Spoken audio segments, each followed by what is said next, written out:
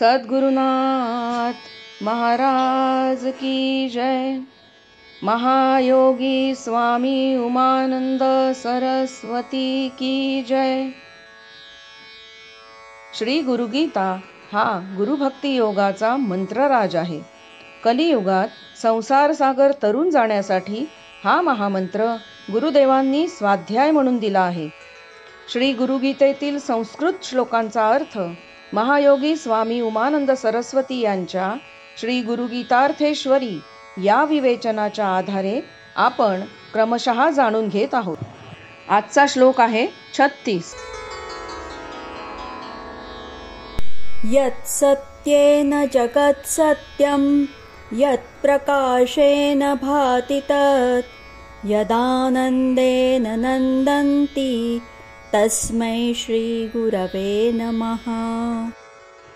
ज्याच्या अस्तित्वामुळे जगाला अस्तित्व आले आहे, ज्याच्या प्रकाशाने हे जग प्रकाशते, ज्याच्या आनंदमयी व आनंददायी स्वरूपामुळे सर्व आनंदित व सुखी होऊ शकतात, त्या सच्चिदानंद रूप श्री गुरुला नमस्कार असो. गुरुमुळे पृथ्वी सनात होते. गुरुचे अस्तित्व जगात असते. गुरुचे सानिध्य लाभू शकते. गुरुचा सहवास मिळू शकतो व गुरुच्या आधाराने आश्रयाने जग अस्तित्वात राहू शकते. पृथ्वी कधीही अनाथ होत नाही. जीवन निर्विघ्न होते. दुःखाचे पर्वत कोसळतात. सुखाचे ध्वज उभारले जातात. ते गुरुच्या अस्तित्वामुळेच. गुरु शिष्य परंपरेने जगद्गुरु निर्माण होत राहणारच. गुरु म्हणजेच परमेश्वराचे सगुण रूप. परमेश्वर म्हणजे प्रकाश, प्रेम, परमानंद. गुरुद्वारा प्रकाश, प्रेम व परम आनंदात जग प्रत्यही नाहून निघत असते. गंगेचा भार पृथ्वीला पेलणार नाही म्हणून शंकराने तिला जटेत धारण करून मग तिला पृथ्वीवर सोडले. तद्वत परमेश्वराचा प्रकाश, शक्ती, सामर्थ्य, प्रेम, आनंद हे सारे गुरुच्या माध्यमातून गुरुद्वारा जगाला मिळाल्याने जीवांना पेलते.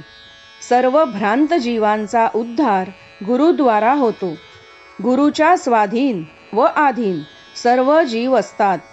गुरुच सर्वांचा सांभाळ करतो.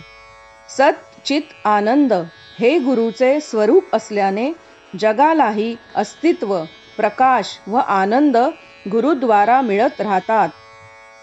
एवढे महान कार्य सदा करणाऱ्या गुरुला नमस्कार असो. गुरु नसेल तर जग निराधार होईल. जगाचे अस्तित्वच संपुष्टात येईल. अंधारात जग बुडून जाईल. आनंद नाहीसा होईल. जीवन निष्प्रेम होईल. सद्गुरुनाथ महाराज की जय.